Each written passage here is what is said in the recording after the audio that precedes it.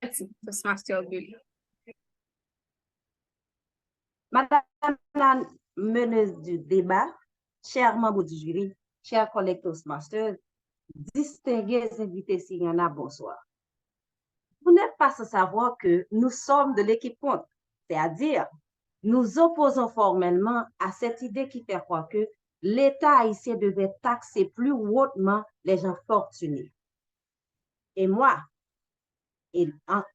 ainsi que l'équipe, pour soutenir notre point de vue, j'aurai dans un premier temps à développer les points suivants, à savoir l'État en tant qu'acteur économique et aborder les effets de la majoration des taxes, et mon autre collègue aura à faire les suivis.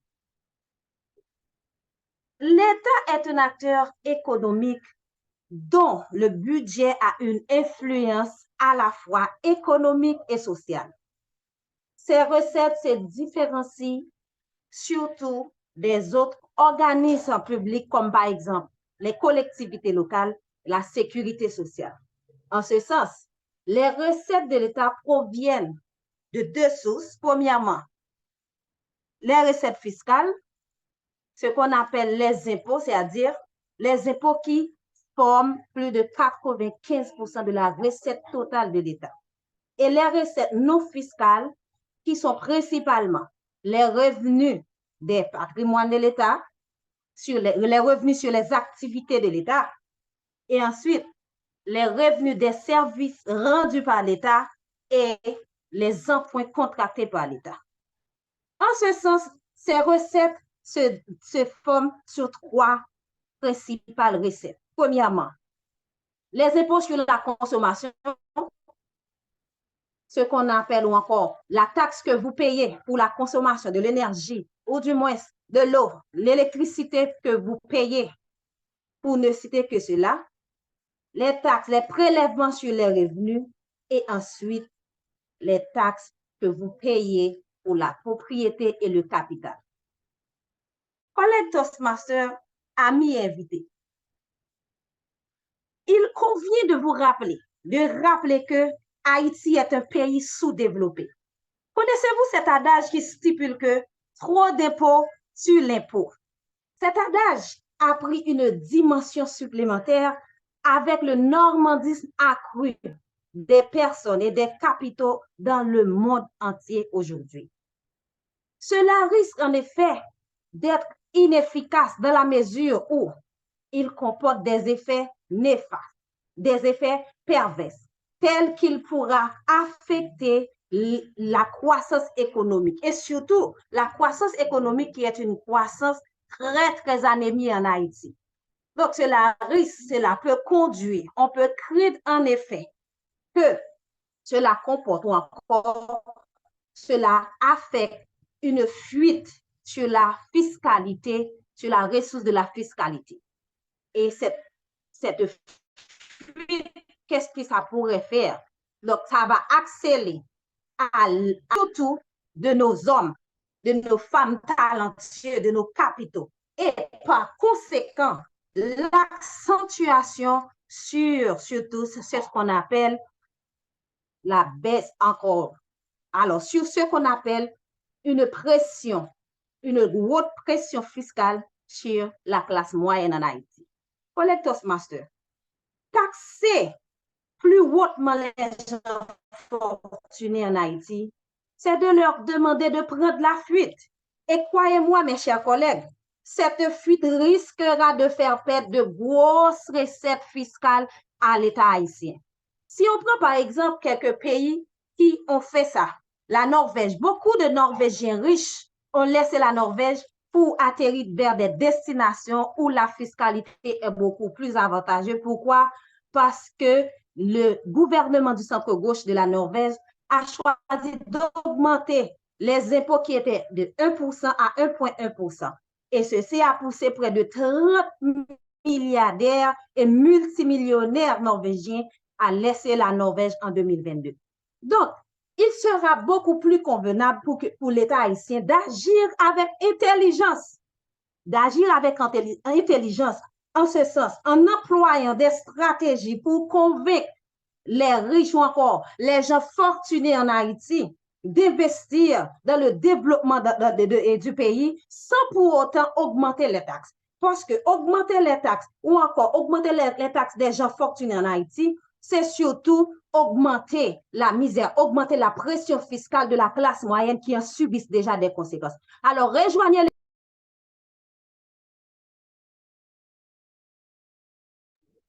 Merci beaucoup, merci beaucoup. Le débat commence à chauffer.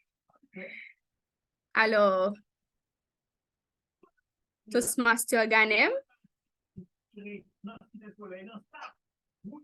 Toastmaster Ganem est la deuxième oratrice de l'équipe affirmative.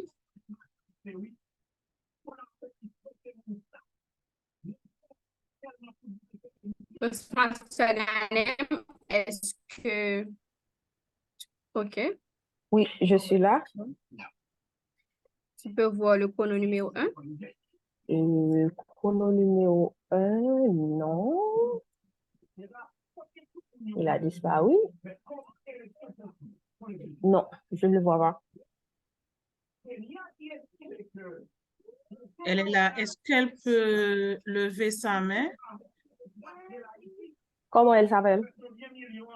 Chrono numéro 1, Toastmaster Mahanaël Clément. Pas écrit. Ah, je dois chercher.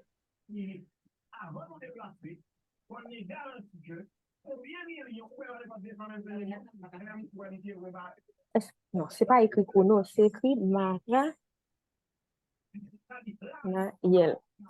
Oh. Et non, je n'arrive pas à trouver le chrono. Je ne le vois pas non plus. Je vais assurer le chronométrage. Donne-moi 30 secondes. OK. D'accord.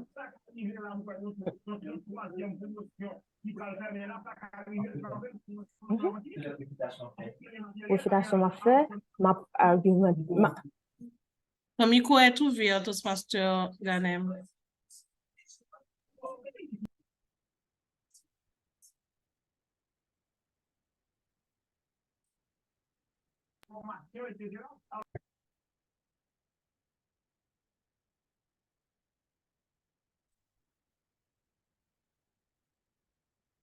C'est bon? Est-ce que tu arrives à épingler chrono 2?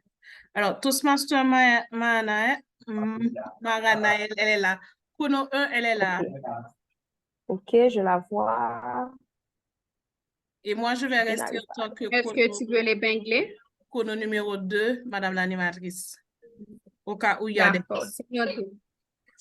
C'est que son compte ne me permet pas de l'épingler.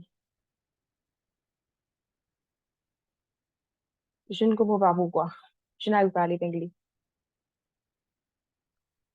OK. Est-ce que au moins tu peux... OK, je la vois. OK, c'est bon. D'accord. C'est parti, Toastmaster Ganem. OK. Madame l'animatrice, chers juges, chers collègues Toastmasters, chers citoyens, nous sommes ici pour poser des questions sur la problématique liée aux désavantages persistants que connaissent des segments particuliers de la société qui subissent la politique fiscale en Haïti. Nous voulons nous attaquer aux inégalités que nous vivons. Nous soutenons qu'il faut rétablir une fiscalité plus juste et équitable qui facilite un prélèvement proportionnel aux revenus de force économique. Recentrons le débat parce que j'ai rapidement compris dans l'intervention du contre numéro 1 qu'elle n'a pas compris la question de recettes fiscales. Il me paraît que ceux-là de l'équipe adverse continuent de cautionner ce système injuste, justement parce qu'ils veulent se mettre du côté de ces citoyens sans conscience. Il faut les compter surtout. Parmi ces VOE au comportement désapprouvant qui ne veulent aucunement contribuer à une société pour tous. Nous-mêmes, nous nous préoccupons ici des avantages économiques à long terme qui déboucheront sur la mobilité sociale. L'économie haïtienne en ce 21e siècle connaît d'énormes difficultés à se redresser, augmenter et même trouver la stabilité. et ce, depuis plusieurs exercices fiscaux. Selon la Banque mondiale, 6% de la population haïtienne possède 60% de la richesse du pays, alors qu'elle-même, elle est en train de parler de la classe moyenne. Quelle classe moyenne possède les 60% des richesses du pays? L'État a deux institutions principales garantes de ces choses. Il y a l'IHSI comme garant des connaissances de la réalité nationale, c'est-à-dire l'IHSI doit mener des recherches pour connaître les ressources et les fortunes situées dans le pays, et la BRH comme agent fiscal de l'État. Elle peut évaluer la fortune d'une personne pour y prélever une taxe. Il gagnerait en termes de sécurité sociale pour ceux qui possèdent moins. Par exemple, la classe moyenne dont parle le contre numéro 1. L'État a la possibilité d'augmenter son revenu et alimenter les finances publiques indispensables pour le maintien de la paix et de l'ordre social. Qu'est-ce que nous avons besoin en ce moment en Haïti, parlant de la réalité nationale? La paix, l'ordre social, l'égalité, une société pour tous.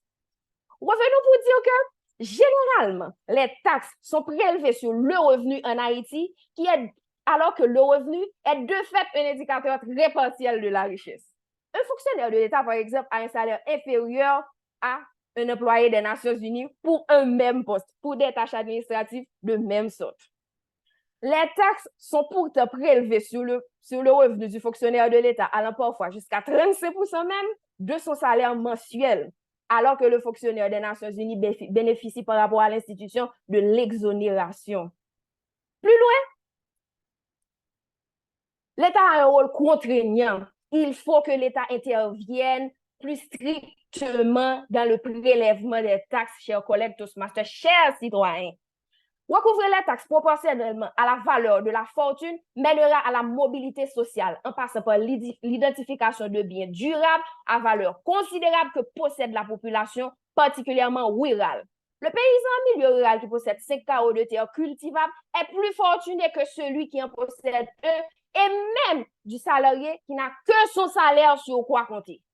Si le paysan devra payer des taxes sur ces 5 carreaux de terre, savez-vous qu'il développera une meilleure stratégie pour rentabiliser sa fortune? D'où une forme de mobilité sociale, une ouverture à l'augmentation de la production qui va favoriser l'augmentation de l'économie. Nous sommes ici pour une démarche scientifique. Nous sommes ici pour proposer des solutions durables. Et ce qui se passe en Haïti nous préoccupe et nous concerne en tant que citoyens. Pour des raisons diverses, les inégalités du patrimoine sont beaucoup plus marquées que celles de revenus en Haïti, alors que les taxes sont plutôt considérées en termes de revenus, en termes de patati patata, alors que les patrimoines ne sont plus considérés. Le patrimoine de l'État, le patrimoine du citoyen, la fortune de l'État, la fortune du citoyen. Réduire les inégalités est aujourd'hui essentiel pour améliorer les perspectives et la mobilité économique et sociale de demain pour la prochaine génération, pour vos petits-enfants, chers collègues de l'équipe adverse. Vous devriez commencer à penser sur le long terme et penser que dans 10 ans, c'est vos enfants qui allaient subir les tracas de ce système. Il faut faire le distinguo entre la fiscalité et la finance publique. L'État ne peut pas fonctionner avec une caisse vide. Nous avons besoin qu'un État fort puisse mettre en place. Merci beaucoup, Toastmaster Ganem. Alors, les réfutations vont continuer avec le contre numéro 2, Toastmaster et Aven juste. Mais juste avant, je rappelle pour l'assistance, la résolution de ce soir est bien sûr que l'État haïtien taxe plus hautement les gens fortunés. Alors, Toastmaster juste, est-ce que tu vois le chrono numéro 1?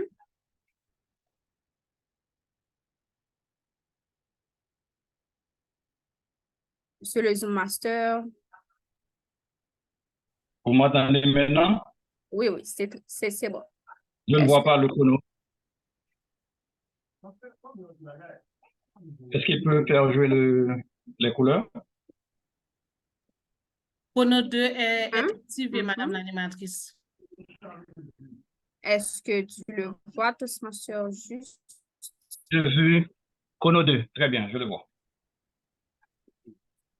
Chrono numéro 1. 1.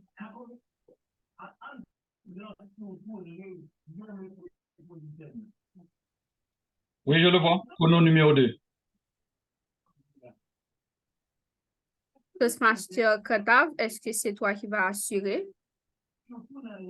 Oui. Je vois aussi, ok, parce que je vois aussi Toastmaster le chrono 1 chrono est 1. là. D'accord, est-ce que tu peux l'épingler? Excusez-moi, madame la Oui, je le vois. mais Je ne vois plus le chrono. Je ne vois plus le chrono maintenant. Elle a levé la main. Est-ce OK. Ça va. D'accord. Alors, Toastmaster, juste c'est parti. Madame l'animatrice, chers collègues Toastmasters de l'équipe pour, chers collègues et invités. Je ne voulais pas faire un cours de fiscalité aujourd'hui, mais la nécessité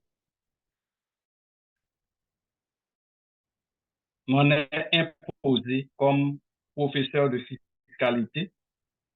Je dois donner une toute petite lumière à mes collègues de l'équipe pour.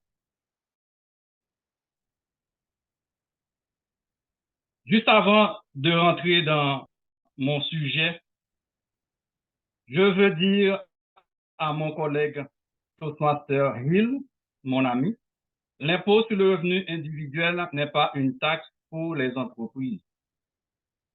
La TCA aussi n'étant pas une taxe directe pour les entreprises. Et individuelle n'est pas taxable autour de 35%. Et je pourrais revenir et vous donner les détails. Je vous conseille d'acheter ce petit livre, Le Code fiscal de Joseph Payan, l'édition de 2018. Ça va vous aider. Mais éventuellement, vous pouvez me contacter en privé aussi. Je peux vous aider. Chers amis, il y a une confusion dans l'équipe pour. Ils confondent impôt, taxe, impôt direct, impôt indirect. Ils n'ont même pas fait la distinction, c'est quoi un impôt, c'est quoi une taxe.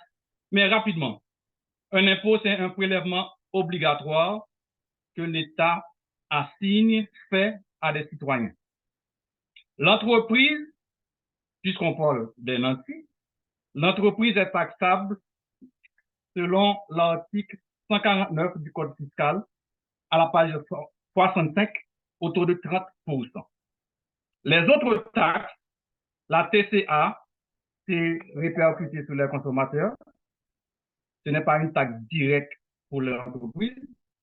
Et l'IRI, l'impôt sur le revenu individuel aussi. La résolution dit que l'État haïtien devrait taxer les gens fortunés. Chers amis, si on va taxer les gens fortunés, on va décourager l'investissement. Et si on va décourager l'investissement, il y aura beaucoup plus de chômage. Dans un pays, il n'y aura pas de travail. On a plus de 60% de chômeurs en Haïti. Comment on va faire?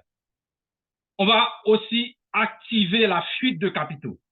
Tous ceux qui ont de l'argent vont vers d'autres pays comme la République dominicaine, Porto Rico, les Petites Antilles, par exemple, pour investir leur argent et on aura beaucoup plus de problèmes. Il y aura aussi un effet sur la croissance économique. Comme économiste, le taux de croissance d'Haïti en 2022, d'après la Banque mondiale, est de 1,7% négatif. L'équipe pour va creuser la tombe d'Haïti, va aller au-delà de moins et même à l'infini. Chers amis, si vous augmentez les taxes vers les nantis, il y aura beaucoup plus d'évasion fiscale, chers amis. On ne peut pas se permettre d'augmenter les taxes. C'est aberrant de supporter quelque chose comme ça. Il fallait me contacter, Toastmaster et Hill. C'est pas possible, même si je suis de l'équipe pour contre, mais je pouvais vous aider, honnêtement. Il y aura un impact sur l'entrepreneuriat si on augmente les taxes. Moins d'emplois, beaucoup plus de chômage et beaucoup plus de gangs aussi. Tout est lié, tout est lié. Chers amis, je vous encourage à revenir sur terre. L'équipe pour a parlé de victimes de l'insécurité. Est-ce que les gens qui ont beaucoup plus d'argent sont responsables de l'insécurité? Est-ce qu'ils sont responsables du système de fiscalité? Toastmaster Jimmy Hill a parlé de TCA de 7%, double taxe, etc. Mais c'est de la foutaise, Toastmaster Hill. Je rejette catégoriquement cette théorie non fondée. La TCA n'était pas une taxe directe. C'est le consommateur final qui paie. Chers amis, je vous encourage à revenir sur terre, éventuellement à penser à Haïti. Madame l'animatrice, je vous remets le litre intellectuel.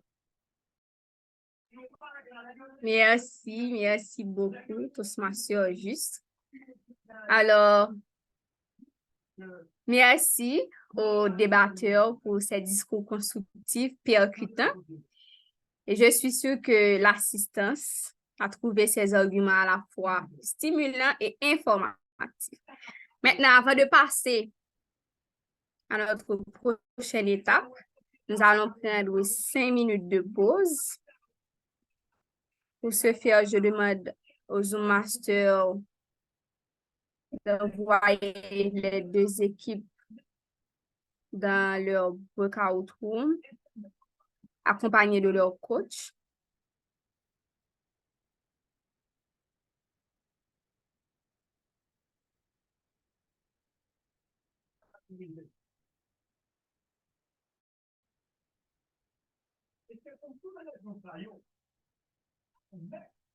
C'est fait, madame l'animatrice.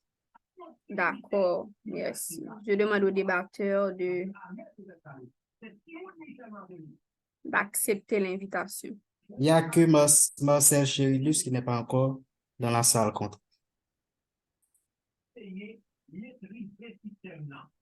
Marcel Chérilus.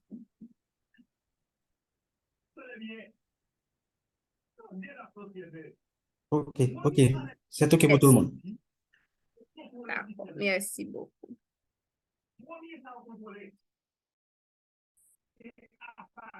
Alors,